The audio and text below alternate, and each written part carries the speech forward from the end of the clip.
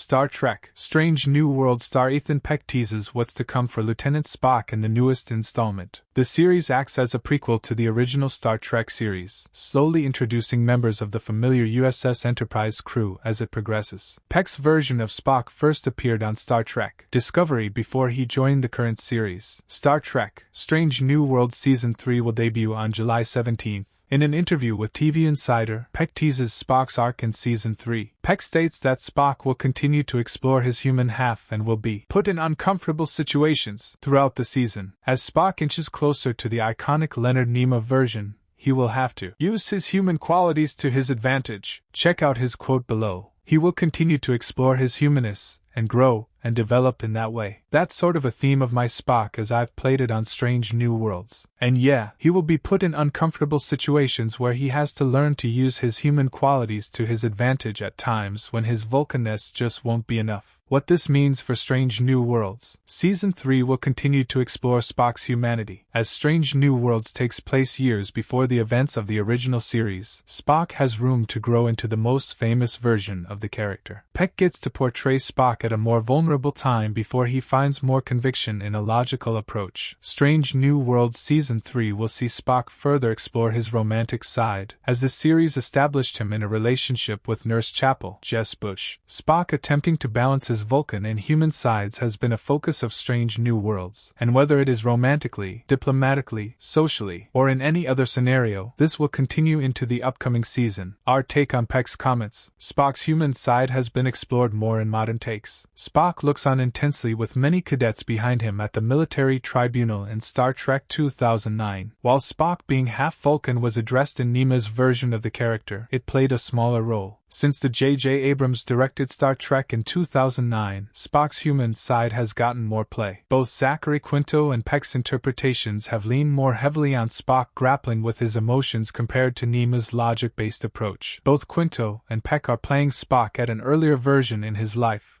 so it works that Spock is still struggling to find his identity. However, it is interesting that Spock's human side is more at the forefront in Strange New Worlds.